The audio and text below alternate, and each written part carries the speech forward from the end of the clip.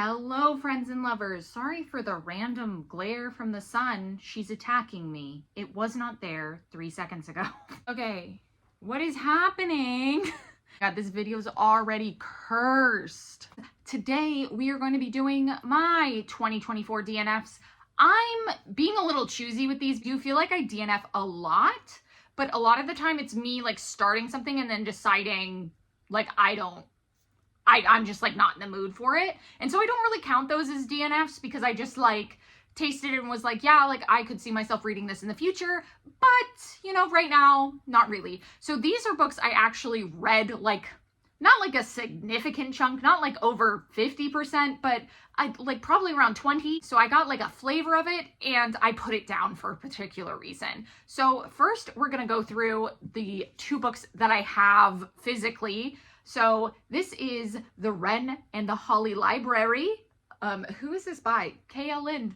I was a little excited for this one because I've seen this indie author around for a while. I know that she's very prolific. She's written a lot of books. And of course, I believe this is a Red Tower book, and me and Red Tower have not been getting along. Just all of their books, just they're missing something. It might be editing, which I feel like I'm not someone who's like overly critical on editing, but I feel like with Red Tower, like there is something lost in the sauce here. But in this book in particular, I actually put it down because I picked this up as an audiobook and the audiobook narrator just came off very young to me. I feel like this book feels like it should be for me. It's about a thief in a library and a mysterious man. So like I want to give it a shot. And also there's a black cat on the cover.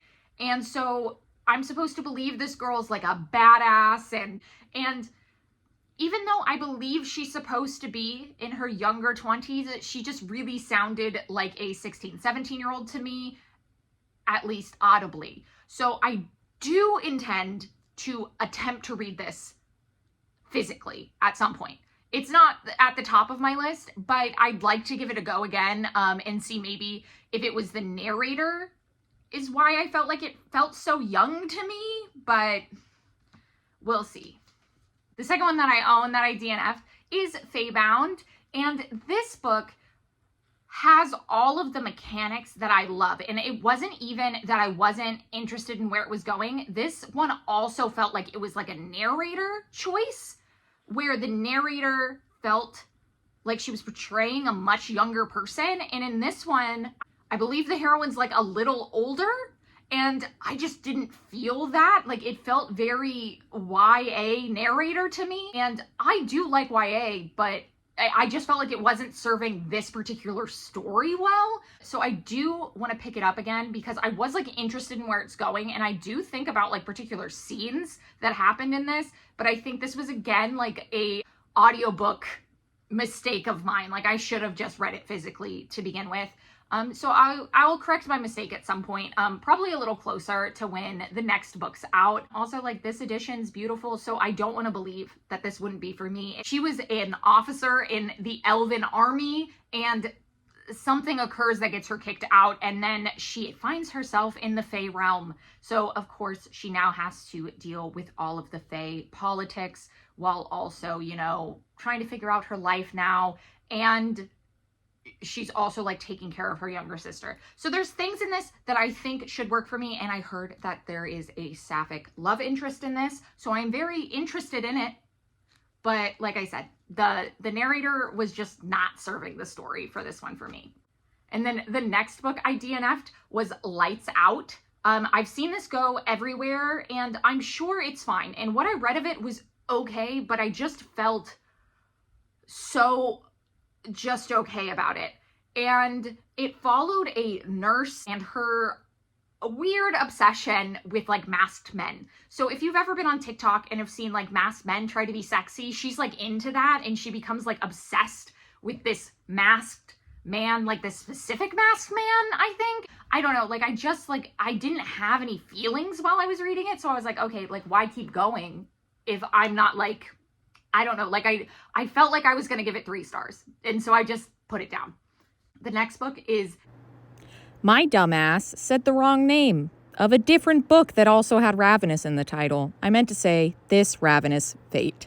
And I felt like this one should be right up my alley, and I was enjoying this one. So this one's probably the one I was enjoying the most and still stopped, and I think it was just because I could tell it was a slower build and that I needed to really be in the mood for a slower build, because this is what I would hope to be, you know, like a delicious vampire urban fantasy that takes place in, I think, like 1920s Harlem, and it had a lot of like interesting characters and family dynamics, and so I was interested. I just think it was something like in the moment when I was reading it, I was craving something a little faster paced, and this one is definitely more of like a slow build. Oh, I just didn't want to do this book a disservice of reading it while I was just like not in the place to like appreciate it. So this one I have the highest hopes for going back and like rating it highly.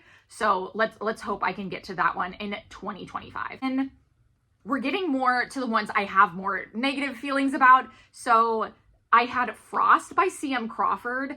I picked this up thinking it was going to be a paranormal fantasy with just like a good fun time. But I feel like this book came off like a little too silly goofy for me. So this is about a girl who's like down on her luck, gets absolutely like drunk, and meets like the king of, I believe he's like Fae.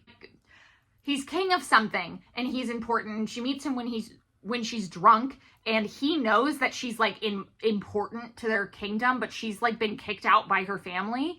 And so she doesn't really, I think, understand like her importance in his world, and he's like there to like convince her to like come back with him so he can use her for like political reasons. And like I said, it was just like too silly goofy. Like she was drunk and it was just like so cringe. And I kept trying to read it because I had heard great things about this author, and I wouldn't write off trying this author's other work, but this one, just like the humor was a really big miss for me. No. And then my biggest disappointment of this year, the DNF that has plagued me all year. Everyone in my life told me I wouldn't enjoy this, but I was like, my friends like this book so much and love this book so much. There is no way I won't love it. There is no way. It's A Secret History by Donna Tartt. And I feel like I would tell you this and you'll look at everything else I've read and you'd be like, yeah, Jana, that's not for you. Like, that's not a Jana book. And I should have listened, but I was just so vehemently like locked in that my friends love this book, so I am gonna love this book. I actually have DNF'd this book, I think like twice or three times, because I kept trying, because I was like, I must be missing something. I must be, you know, like not in the right mood or not in the right headspace, or, you know, maybe it wasn't jiving for whatever reason at a particular time. So I kept trying, and I tried again. And this time I really had to call it quits, because I was just getting so actively angry at this book. I think it's like the long-winded writing just really doesn't sit well with me. It's just like not the kind of writing that I gravitate towards. And I was just like, okay, like some of these sentences were like 10 lines long.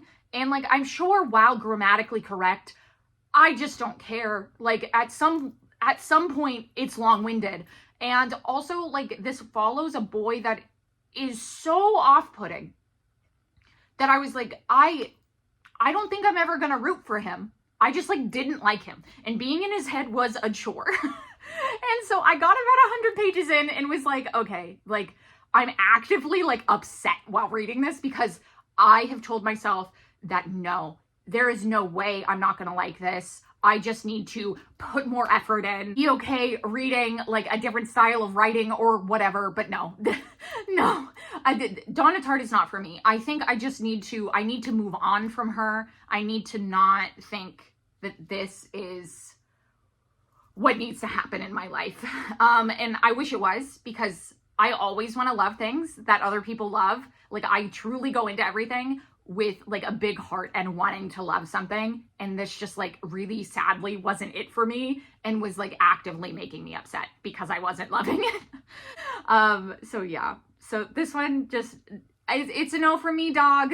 But anyway, those are all of the DNFs that I had in 2024 that I read, you know, like a significant amount of, that I had any feelings about. But anyway, let me know if you have any DNFs that are still like sitting on your heart. I want to hear about them in the comments down below. So please let me know. And as always, thank you so much for watching.